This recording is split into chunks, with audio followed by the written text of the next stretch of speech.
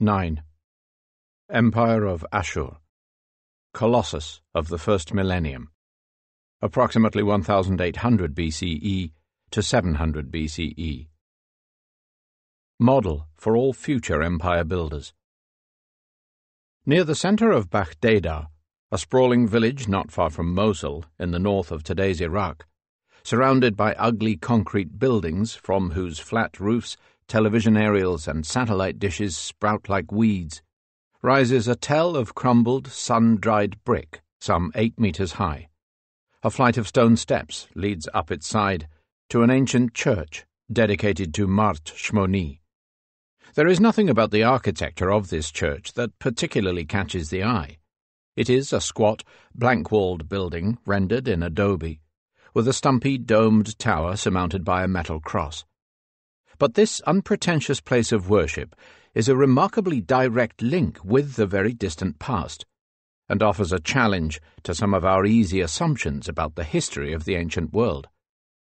Nobody knows when the present structure was first erected, though a church has stood on this site certainly since the 8th century, and probably since the 4th.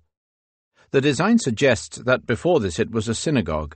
A rounded apse at the end, angled towards Jerusalem, would have housed the Aron Kodesh, the curtained cabinet in which the Torah scrolls rest between their ceremonial outings. For Mart Shmoni was no Christian saint. She and her 7 sons were martyrs in the Jewish battle against forced assimilation to Greek culture and religion in the 2nd century BCE, a story told in 2nd Maccabees. That Christians of this area honored a Jewish heroine confirms accounts of large Jewish communities living across northern Mesopotamia in the early years of the first millennium CE. When Benjamin of Tudela visited Mosul as late as 1165, he found 7,000 Jews at home there. The 10 tribes of Israel, transferred to the heartland of Assyria in 722 BCE after the destruction of their kingdom by Emperor Sargon II, may not, it seems, have simply disappeared, as we have been taught to believe. The history of the Mart Shmoni church site takes us back even before then.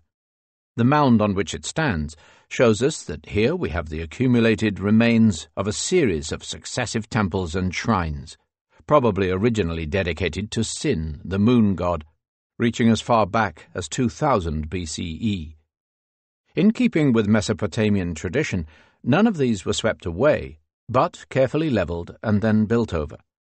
To this day, unlike around other churches in the vicinity, no grave or well shaft may be dug in Mart Shmoni's precinct, to avoid desecrating what came before, even though it was a pagan deity who was originally honoured in this place.